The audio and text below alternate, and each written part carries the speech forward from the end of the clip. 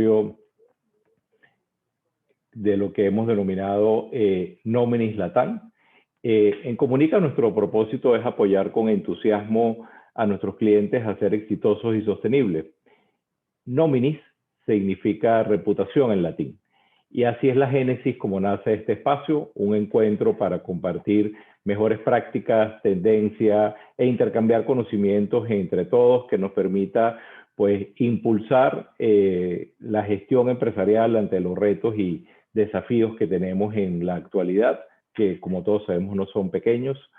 Hoy pues es para mí un gran gusto presentar primero un gran amigo, a Rafael Jaén Williamson, que es un extraordinario profesional panameño, pero que ha sido un referente a lo largo de su trayectoria en el continente, en distintos países latinoamericanos e inclusive en Estados Unidos, donde tuvo una trayectoria en el sector de gas y energía e hidrocarburos, y en distintas áreas, en el área comercial, en el área industrial, que lo llevó después a ser el referente en Corporate and Government Affairs.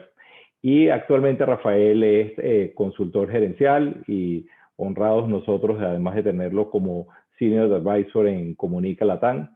Rafael, bienvenido y muy buenas tardes. Estás en mute.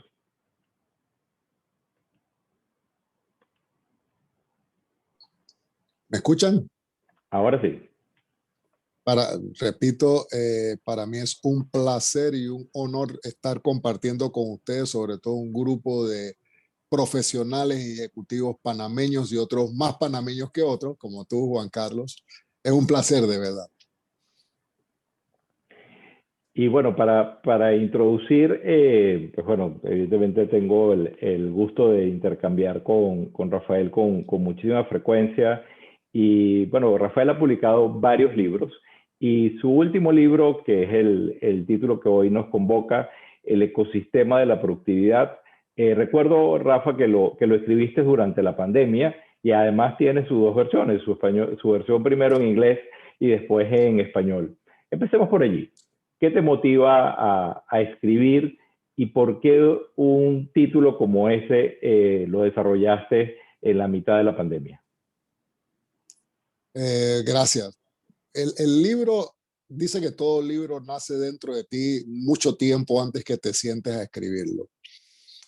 Instantes antes de la pandemia, en mis afanes de consultor, yo había creado una serie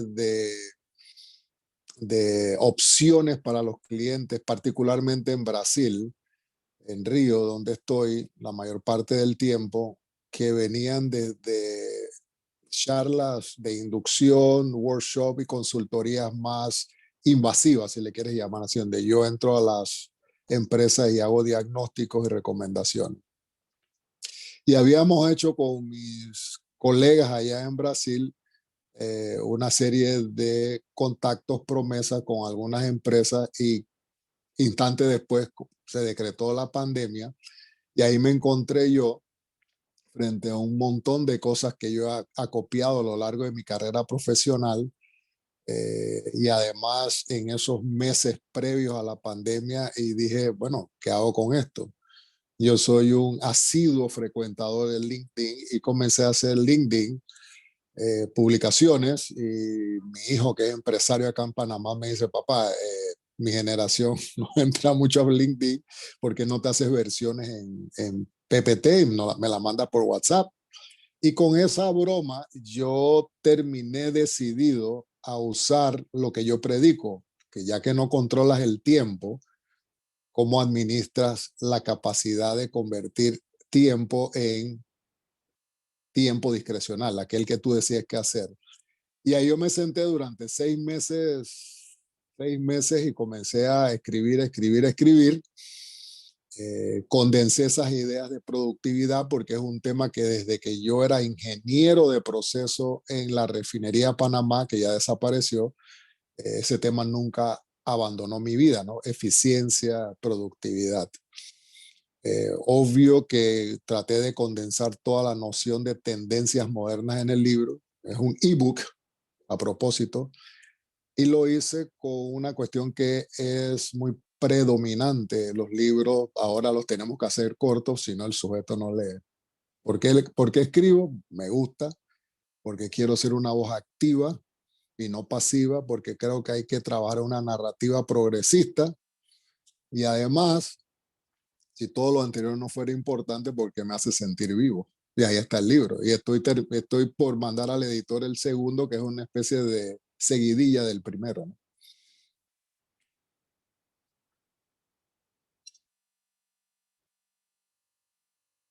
Estás en mudo, Juan Carlos.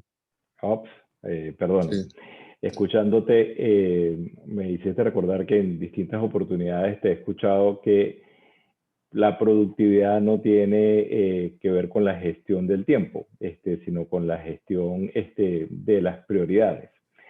Eh, ¿Qué hacemos entonces, Rafael, para poder ser más productivos? Que definitivamente eh, esta intensidad que hemos tenido en estos 18 meses es uno de los grandes retos que creo que tenemos los líderes y los equipos que nos acompañan de, bueno, cómo ser realmente productivos.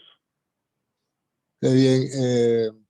Parece que la respuesta estaría leyéndose el libro, pero eso no es lo que vamos a hacer ahora, ¿no? Eh, el tiempo es un artificio. Nosotros inventamos una cuestión que se llama el tiempo porque el ser humano necesitaba dar cuenta, explicar los fenómenos naturales. Ahí inventamos calendarios y los mayas, los aztecas, los egipcios, ahí inventamos una cuestión que se llama hora y que se llaman minutos y que se llaman meses y etcétera. E inventamos el tic-tac del reloj y se nos ocurrió la brillante idea de que nosotros tenemos la capacidad de controlar el tiempo. Y aunque suene como el anticristo ahora, después de tantas lecturas y tantos seminarios que todos nosotros hemos hecho de cómo sacarle mayor provecho al tiempo, lo que realmente nosotros tenemos que hacer, y eso lo leí yo en 1994 en Los Ángeles, Stephen Covey, él decía, ahí tú tienes el cuadrante de lo que es importante pero no es urgente. Y me tomó 20 años entenderlo, ¿no? Entonces, la noción no es estar ocupados el día entero, la noción fundamental es, ya que no controlo el tiempo, ¿qué hago? Yo administro mis energías, mis ciclos durante el día, mis recursos para prestarle atención, para enfocarme en lo que realmente es importante.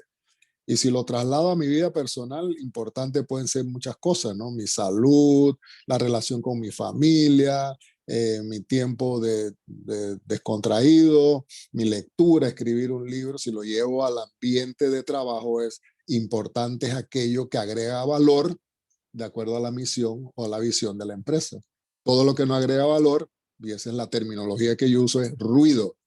El ruido que tienes en la mente, porque estás distraído hoy, imagínate, ¿no? Vivimos inundados en ruido y el ruido que tienes a tu alrededor por la incapacidad que tenemos de decir no, que es un arte, ¿no? Aprender a decir no a las cosas que te impiden enfocarte en lo que realmente es importante.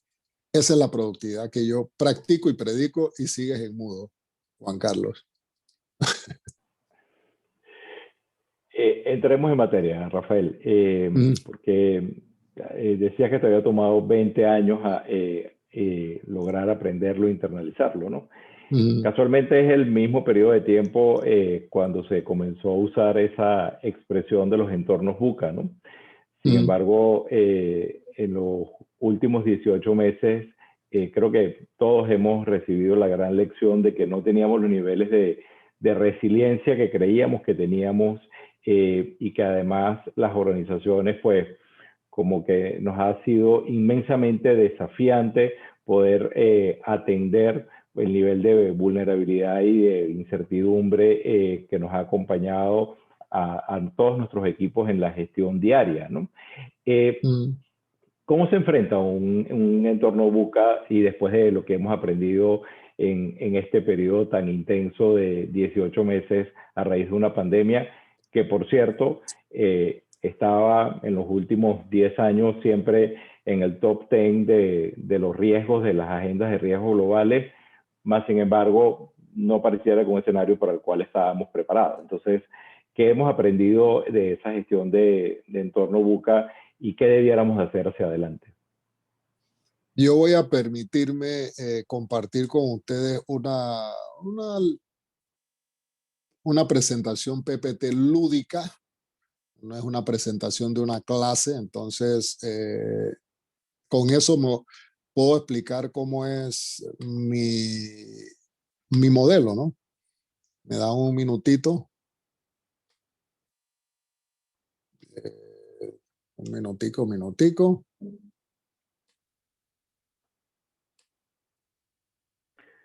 Aprovecho mientras Rafael proyecta a los que se han ido incorporando, por favor, las preguntas y comentarios, anótelos en el chat, que al final, evidentemente, del conversatorio que vamos a tener con Rafael, pues vamos a abrir una sesión de preguntas para que todos podamos participar. Adelante, Rafa. Sí, estoy teniendo un problema ligeramente técnico porque la barra de abajo no se me mueve. Se movió.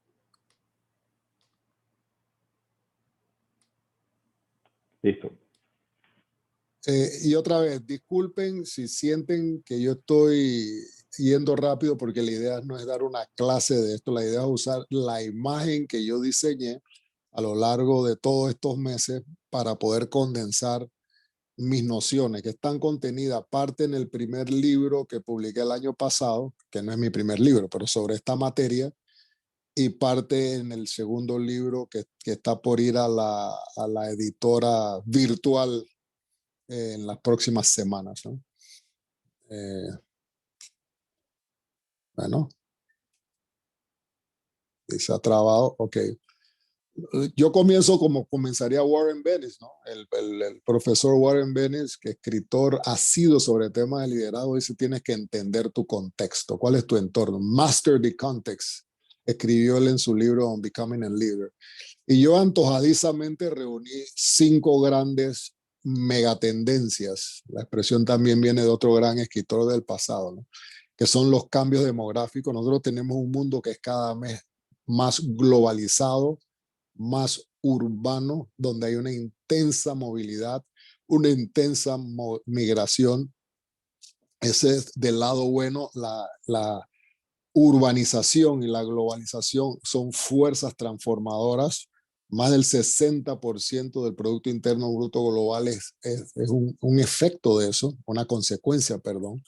Trae sus retos, el reto de la desigualdad, de la pobreza concentrada en puntos específicos, del crimen, y todo eso es un ciclo vicioso que termina en corrupción, etcétera. Pero ese no es el punto. El punto es que con todo este sistema de globalización, el mundo está más conectado. La palabra que yo uso es hiperconectado, física y virtualmente. La urbanización trae demandas de movilidad, demandas de generación eléctrica, demandas de educación pública, de transporte público, etcétera. Y hay un fenómeno, aparte de la desigualdad que se puede generar como una consecuencia no deseada, que es el desplazamiento forzado de millones de personas al año. Cuando la pandemia comenzó, eran 80 millones de personas desplazados de forma forzada de sus lugares originales. Eso es el tamaño de Alemania. Pero todas estas tendencias se agravan con el advenimiento de la pandemia. Algunos, como McKinsey, le llaman la recesión de la pandemia, porque aparte de los impactos sociales, han sobresalido los impactos económicos. De hecho, la pandemia ha sido llamado el mayor disruptor del siglo hasta el momento. Eso sin contar lo acelerado de todos los cambios tecnológicos, y que provoca con que las personas, las organizaciones, las sociedades comiencen a quedarse rezagados para estos tiempos. Y está la transformación organizacional o de las empresas, que no son más que el reflejo de lo que ocurre en la sociedad como un todo. Y se ha comprobado que aquellas empresas que comienzan a desarrollar agilidad, y el término que yo uso es la plasticidad organizacional, son adaptables, flexibles, logran ser más adaptadas para estos tiempos VUCA. Y si no lo dijimos, bueno, VUCA viene de la terminología de estos señores Burt Nanus y Warren Bennis. Después el ejército, la escuela del ejército americano lo adoptó y pasó a ser parte del léxico de los negocios. Volátil, incierto, complejo y ambiguo. Ese es el VUCA. Ahí vienen los cambios que son afectados sobre el talento humano, ¿no? Lo que hemos visto a lo largo de estos últimos años y más evidente ahora es que el talento humano tiende a ser más diverso. La diversidad es una herramienta o una ventaja competitiva. Y lo voy a decir otra vez, la diversidad pasó a ser una ventaja competitiva. El individuo, los acusamos de millennial, otra cosa no tiene nada que ver, pero los individuos ahora tienden a ser más autónomos, traen expectativas sociales y culturales más afinadas, su capacidad de interactuar es diferente y esas expectativas diferentes hacen con que las empresas tengamos que prestarle más, o los directores de empresas prestarle más atención a ese capital humano. Y la hiperconectividad a la que hablé, mi modelo es usar uno de ecosistemas empresariales donde proveedores, clientes, asociados, empresas hermanas, todos actúan interactuando afectando unas a las otras como un organismo vivo. Eso es lo que llamamos de la hiperconectividad de los ecosistemas de negocio. Al final, lo que ha pasado con todas estas megatendencias que aceleró, pasamos del tipping point del futuro del trabajo. Ya no hay más el business as usual como solíamos tener. Eso, la pandemia dijo, trajo problemas que hay que atacarlos de una vez. Salud, tecnología, economía, educación. Y ese es Rafael Haim Williamson hablando, ¿no? Eso es lo que yo logro condensar, que la sociedad, que la humanidad tiene que atender, como viene atendiendo en carácter de urgencia en estos tiempos. Por ahí en el pasado publiqué algunas cosas que decía que el año 2021 no es un año nuevo, es apenas una proyección del año anterior y será recordado como un año de transición hacia un nuevo normal. Y ahí respondiendo un poco lo que Juan Carlos me preguntaba, bueno, ¿y qué Rafael, el consultor, trabaja, sugiere? Yo sugiero que estas empresas que logran tener éxito frente a estos desafíos, se distingue por tres pilares. Podrán haber un cuarto o quinto, pero la mayoría tienen tres pilares, que es el liderazgo reflexivo, la capacidad de trabajo en equipo. Más del 80% de la creación de valor ocurre en ambientes de trabajo en equipo o de equipos de trabajo.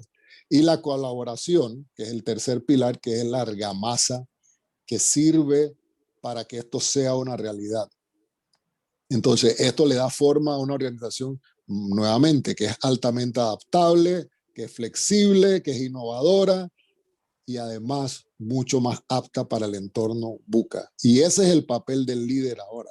El líder que logra empoderar, logra motivar, logra dirigir a estas organizaciones hacia esa, yo no quiero decir nueva forma de trabajar, hacia una forma más ágil de trabajar.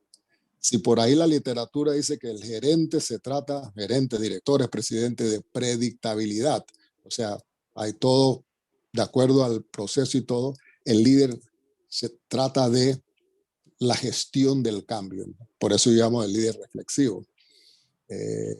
Y ahí creé un modelo que lo he usado con clientes en diversas industrias, que son, a pesar de que faltan 6, el ciclo virtuoso, en realidad son 7 cosas, que es de priorizar, planear, asignar recursos, ejecutar, dar seguimiento, entregar recursos. Y falta ajustes, que yo no lo pongo como un elemento secuencial, porque los ajustes se dan en cualquiera y en cada una de las etapas. Le llamo ciclo virtuoso porque una vez implementado esto a todos los niveles, lo que hace es operacionalizar tus estrategias. Y lo que haces con este elemento es que logras crear la diseminación de conocimiento. Y cada ciclo lo que procura es hacer las cosas cada vez mejor. Y de ahí donde yo hablo de la productividad sostenible, porque vas corrigiendo las cosas. Esto yo no, el modelo lo crié yo, pero el modelo es producto de todo lo que yo consumí como ingeniero a lo largo de mi carrera y después como ejecutivo a lo largo de la segunda mitad de mi carrera. Lo plasmo, se lo llevo a las organizaciones, lo implantamos, lo implementamos, lo practicamos y a mí ha funcionado desde agribusiness hasta industria de petróleo. En todo lo hemos, en industria de construcción también lo hemos usado exitosamente. Y al final, que es un resumen de la respuesta a tu pregunta, lo que yo sostengo es que si queremos navegar exitosamente estas aguas turbulentas, es necesario atender 5 frentes cruciales. Y esos 5 frentes cruciales que están anotados ahí, no los voy a leer para cada uno de ustedes, tiene en su parte medular el capital humano. Y si regresan allá atrás a los pilares, los 3, trabajo en equipo, colaboración, liderazgo reflexivo y la capacidad del líder de comunicar hábilmente cuál es la visión y el propósito, hace con que estos 5 frentes cruciales puedan ser atendidos de una manera exitosa. Ahí está el gran resumen del modelito gráfico que yo creé, que debe poder ayudar a las personas, o me ayuda a mí cuando yo estoy explicando toda esta parte que puede ser densa y difícil de leer en 2 libros. Y una pregunta antes de abrir la conversación a todo el grupo, y recordamos que pueden colocar sus preguntas por el chat o inclusive pedir el derecho a palabra si así lo desean. Rafael, liderazgo reflexivo. Entonces, una pregunta en el contexto justamente de tu ecosistema de productividad, y es, bueno, ¿cómo se logra ese equilibrio que garantice la sostenibilidad, ¿no? Todos, me declaro culpable de primero, siempre decimos con mucha frecuencia, no tengo tiempo, ¿no? Y no puedo cumplir las tareas, obligaciones que tengo que llevar a cabo en mi día a día y en el mediano y largo plazo. Pero me quedé con 2 conceptos que decías al inicio, y es plasticidad organizacional, y hablabas de la diversidad como ventaja competitiva. Entonces, como he tenido la oportunidad de leer tu libro, me ha parecido particularmente valioso tu concepto de liderazgo reflexivo, ¿no? Primero, la terminología puede ser media rebuscada. Alguno me ha dicho de qué es eso de reflexivo, que refleja. Eh, el individuo, él o ella, que tiene la capacidad de pensar, de reconsiderar, de mudar de puntos de vista. Comienzo diciendo que el liderazgo reflexivo, ya me han preguntado, ¿hay algún curso para eso? Yo le digo, sí, el curso dura 30 años. Es una jornada, ¿no? Es una jornada de autoconocimiento, autorrealización, es la capacidad de desarrollar la habilidad de comunicar hábilmente tu visión, está fundamentado en valores, principio, integridad. Entonces es una jornada, es una jornada. Yo soy incapaz de usar esas comparaciones que dice el gerente es una cosa y el líder es el otro. El gerente, porque al final cuando somos directores, supervisores, ejecutivos, tenemos que ser líderes en ocasiones. La ligera diferencia es que ese es emerge en circunstancias de personas que no necesariamente tienen un título, ¿no? Ahora, ¿cómo logras ese equilibrio dentro de la empresa de productividad? La primera cosa que yo sostengo en mi libro es que a pesar de todo lo que se ha escrito sobre productividad y todo lo que pensamos sobre productividad, la terminología es vaga. Entonces mi recomendación es, y viene siendo con empresas clientes con las que yo he trabajado, es define productividad. Productividad en la era del conocimiento, the knowledge worker, donde la mayoría de las personas usan sus capacidades intelectuales y cognitivas para producir algo, no puede ser medida por el número de unidades de cosas que produce por hora, en 60 o más por ciento de los casos. Entonces, el principio es define qué es productividad para esta organización. Y una vez que definen la productividad para la organización y cuáles son los rasgos o características de ella, entonces, ¿cómo la vamos a medir? Porque cuando la medimos, vamos a aumentar la probabilidad de mejorarla. Y entonces cuenta clara, chocolate espeso. Y si un componente de todo esto en tu pregunta está la plasticidad organizacional, esas organizaciones maleables, poder trasladar a los equipos, y esto es mucho más que apenas un discurso, ese empoderamiento, esa capacidad de decisión. 80% del valor que se crea en empresas está generado en ambientes de trabajo, de equipos de trabajo. Entonces, estos individuos, ellos y ellas, necesitan tener discernimiento, necesitan tener discrecionalidad, necesitan tener poder, necesitan poder equivocarse. Y anoten esto, también está comprobado que la mayor capacidad de crear conocimiento ocurre también en ambientes de equipos de trabajo. Entonces, ese es el papel del líder reflexivo, ¿no?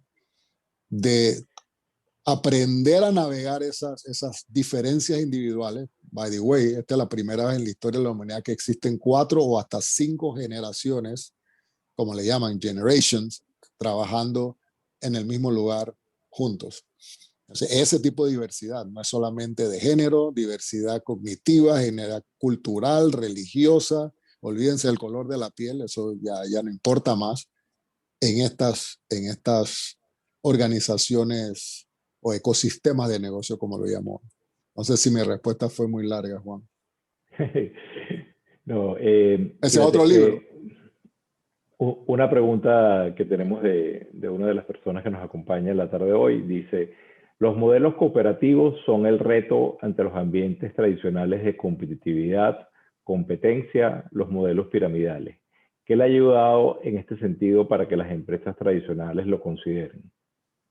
Excelente. Eso también lo abordo yo en mi escrito mucho y en las consultorías que hago. Insistir en los modelos jerárquicos de abajo hacia arriba, estás insistiendo en la rigidez del pasado y no vas a poder acompañar. Si le queremos llamar buca, llámenle buca, pero la agilidad con que el mercado se mueve, la volatilidad de la realidad, antes de la pandemia y más grave ahora en la pandemia. Entonces, hay que, las recetas claras, ¿no? Yo digo que yo odio recetas, pero las recetas claras. Tú tienes que poder comenzar con una revisión bien interna de um, tu core business. ¿Cuál es tu core business? Y cuáles son las ventajas competitivas que tú tienes, eh, que son productos de tus competencias esenciales como organización. Y cuando tengas eso bien mapeado, tiene que haber una forma en que tú traslades a la gente que hace el trabajo ese poder que antes residía en una cajilla, en un organigrama muy, muy bonito, con títulos muy nobiliarios. Y no estoy aquí criticando a nadie porque yo mismo usé algunos títulos nobiliarios en el pasado. Entonces, ese es un ejercicio que se tiene que hacer dentro de la organización de una forma decidida, de una forma determinada y de una forma intencional. Cualquier otro ejercicio queda en el papel y se muere. Pararse delante de la tropa y decirle, bueno, ahora ustedes son un equipo de trabajo y tienen que colaborar, qué bueno, sí. Y tal vez la pregunta trae aquello de la dicotomía, que una cosa no puede existir con la otra. Bueno, sí, la jerarquía, lo rígido es difícil que pueda coexistir con la flexibilidad, la agilidad de nuevas empresas. Sin embargo, la gran mayoría pasaron por procesos de transición. Algunas lo lograron, estoy hablando ahora de grandes corporaciones que están registradas en la literatura, otras no lo lograron y se perdieron en el camino y al final tuvieron ¿cómo se llama? Un final infeliz. Rafael, por aquí hay otra pregunta. ¿Qué nos recomienda sobre el manejo de equipos generacionalmente diversos y cómo se debe plantear objetivos para lograr metas en común? Bueno, a mí me gusta usar este diagramita aquí abajo, estos dos diagramitas acá, cuando hago esas inducciones y esas implementaciones, ¿no? El equipo de trabajo es un formato, una figura que puede pasar a ser romántica si no lo usamos bien. Tiene que haber un propósito, tiene que haber una capacidad de articular una visión, tiene que haber métricas, tiene que haber procesos. Entonces, si es cierto que yo no puedo responder genéricamente que sirva para todos los casos, es el equipo de trabajo, llámale equipo, unidad, SWAT team, lo que quiera, existe porque hay un propósito, un objetivo de negocio que cumplir.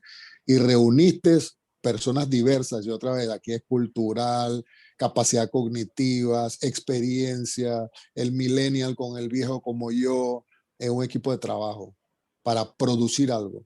Y en tiempos modernos, tampoco me gusta la palabra moderno, en los tiempos actuales, está comprobado que gran parte del trabajo es cognitivo, que es de la imaginación, que es la ideación, es la capacidad de innovar. Entonces, no hay una fórmula exacta, pero ese es el papel del líder reflectivo, de entender esas competencias individuales, de propiciar un ambiente de comunicación abierto y asertivo, donde no tengamos miedo de decir lo que pensamos, opinamos, porque el riesgo es o inexistente o muy bajo. Eso va a permitir que afloren las realidades del negocio, aquellas realidades que cuando estamos muy alto en la organización nos cuesta entender. Esos individuos la van a traer a flote y va a ser más fácil tomar decisiones y hacer los ajustes pertinentes. Por detrás de todo eso existen disciplinas de trabajo. Yo no estoy aquí eh, aplaudiendo la flexibilidad total, que no importa qué hora llegues, no importa qué haces. No, no, no. Tiene que haber una disciplina de trabajo muy importante y por eso que yo me introduzco generalmente cuando tengo la oportunidad de este famoso ciclo virtuoso de ejecución de proyectos, trabajos, tareas y demás. Y yo no estoy hablando de cosas rutinarias solamente, estoy hablando de proyectos y otras cosas. Otra pregunta que va en la dirección de justamente lo que estabas comentando al final, ¿no? ¿Cómo se logra ser más efectivo y desarrollar equipos de alto desempeño? Esa es la pregunta que todo el mundo quiere responder, ¿no? El, el, Otra vez, la pregunta es genérica porque no estamos hablando de la empresa X en el momento Y. Tú comienza, voy a regresar para la respuesta anterior, comienza con, tienes que hacer un diagnóstico serio, sesudo de qué tienes en mano. Crear equipos efectivos y que puedan perform to the next level no es un discurso que uno hace un día. Es una iniciativa bien intencionada que la dirección de la empresa, ejecutivo, el equipo de liderazgo, lleva persiguiendo un ambiente de cambio, un proceso de cambio de hábitos, cambios de proceso, cambios de política, pero solamente puede ser producto, y espero no aburrirlos con repetir esto, cuando entendemos cuál es el core business. Empresas a lo largo del tiempo comienzan a desarrollar vicios. Los individuos comenzamos a desarrollar vicios, cosas improductivas, cosas que no tienen que ver. Crecemos la empresa porque la complejidad aumenta, entonces pensamos que necesitamos más colaboradores para hacer esto y aquello. Hoy vivimos los famosos escritores dicen, vivimos una paradoja de productividad, tenemos más tecnología y no logramos ser más productivos. Entonces, este equipo, si puedo ser más específico en la respuesta, que estás logrando que sea de alto rendimiento, tienes que darle capacidad de educarse entre ellos, educarse haciendo. 70% del aprendizaje del individuo ocurre haciendo cosas, eso está comprobado y eso es un modelo. Tienes que darle la capacidad de tomar decisiones, porque ahí van a aprender, y tienes que proveerle un ambiente donde, voy a repetirlo, este equipo pueda pedir recursos, consultar, opinar, pero sobre todo ejecutar. La única función del equipo es crear valor. Hay otros beneficios periféricos, ¿no? Sí, la socialización, el bonding, nos sentimos bien, hay happy hour el viernes, pero la única función de una organización o de un equipo de trabajo es la creación de valor. Y valor, aquí estamos hablando del stakeholder economy, para la sociedad como un todo. Y eso es más complejo. Esto no lo podemos discutir aquí en 3 minutos. Yo me quedo con un concepto que fue mi takeaway cuando tuve la oportunidad de leer tu libro.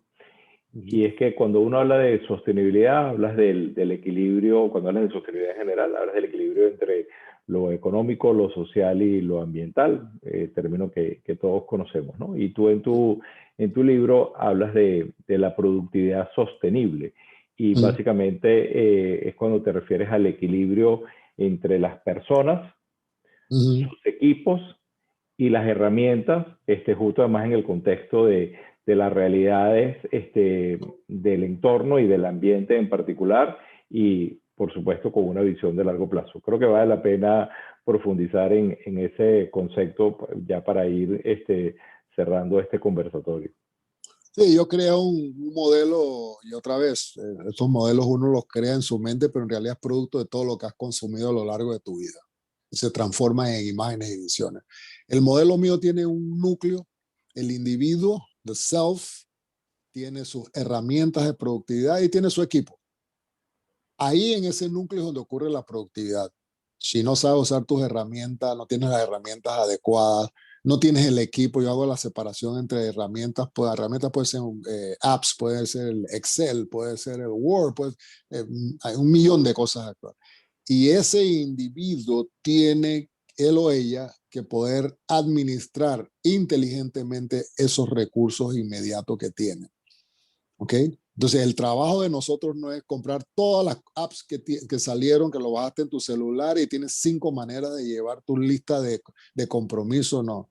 Es cuál es aquel par de zapatos que me das, de zapatillas que me hacen correr mejor porque mi trabajo es correr. Y amarrar esto y crear un equilibrio a ese nivel. Estoy trabajando a individuo. Pero ese individuo es rodeado de una cuestión que yo le llamo el contexto, la cultura organizacional, las políticas de la empresa, el ambiente político del país, que estamos en pandemia, que estoy trabajando desde casa y tengo 3 come arroz en la casa y el perro ladra. Entonces, ese es cuando te sales de tu núcleo, te está yendo a un ambiente donde es menos controlado y controlable por ti. Entonces te regresas a tu núcleo, ahí es donde tienes que trabajar. Y recuerda tus energías, tu capacidad de enfocarte, respetar tus ciclos, el descanso es importante. Nosotros no necesitamos estar ocupados todo el día, pero hay una tendencia enfermiza para eso. Y en mi modelo, yo digo, y todo eso es permeado, es rodeado por el fenómeno tiempo, que otra vez, si es una dimensión es verdad, por otro lado es omnipresente, pero a su misma vez en el mundo mortal de nosotros no es más nada que un recurso finito que tenemos que aprender a transformar la mayoría de las veces este tiempo disponible en tiempo discrecional. Stephen Covey diría, si tienes que estar muchas cosas urgentes e importantes, vas a tener que hacerlas, no pares a pensar, just do it, pero te sobra tiempo y ese es el tiempo discrecional. ¿Qué hago con ese tiempo que es mío para sacarle el mejor provecho? Ahí es donde ocurre la verdadera productividad. Y lo importante, y por eso puse esto aquí, que coincide con tu pregunta, es, y tienes que dedicarte a desarrollar estrategias y hábitos productivos. Al inicio mucha disciplina, pero cuando se convierte en hábito productivo ya te sale natural, natural. Y eso es lo que dice el lado izquierdo de la imagen aquí. No es un accidente, es un compromiso deliberado con una vida organizada. Y me van a decir, sí, Rafael, ahora tú puedes decir eso. Sí, yo tuve que correr mucho cuando joven. Y me obligué a hacer cosas locas cuando joven, cuando más joven, pues. Pero otra vez, eso es lo que te permite el tiempo. Vas aprendiendo, vas madurando y teniendo otra reconsideración de qué realmente es importante. Termino por ahí. Sí, verdad. Gracias, Rafael, y gracias a todos los que nos han acompañado la tarde de hoy. Sin duda, este es uno de los grandes desafíos que tenemos en la actualidad, la productividad de nuestra y de nuestros equipos. Ahí está el libro de Rafael para aquellos que tengan interés en profundizar. Y sin duda, creo que es un tema que nos lleva, y por eso me gustó muchísimo tu término y concepto de los líderes reflexivos, bueno, a cómo poder permear aguas abajo y en nuestro entorno con el que interactuamos todos los días, ¿no? A todos gracias por acompañarnos en la tarde de hoy. Este es un espacio que hemos creado justamente para tener encuentros que nos permitan conversar sobre distintas tendencias o mejores prácticas. Como lo dije al inicio, Nominis es la plataforma que hemos creado en Comunica para ello. Nominis en latín significa reputación y ese es uno de los principales retos que creo que todos hemos tomado conciencia de esta gran intensidad que hemos vivido en los últimos 18 meses a raíz de la pandemia, de que la gestión de la reputación tiene muchísima más trascendencia en el éxito y los resultados de los negocios de lo que antes nos habíamos dado cuenta, sobre todo teniendo como contexto lo retador que ha sido ese entorno buca del que hablaba Rafael hace unos minutos y de lo desafiante que es la continuidad de negocio ante variables y escenarios que no teníamos considerado y que nos obliga a seguir fortaleciendo nuestro nivel de resiliencia y para ello, pues la productividad sostenible, como plantea Rafael, en ese equilibrio que requiere un gran esfuerzo y reflexión, creo que es un factor crítico para seguir logrando el éxito que todos esperamos en nuestra gestión, tanto profesional como personal. Muchas gracias a todos y muy buenas tardes. Gracias, gracias.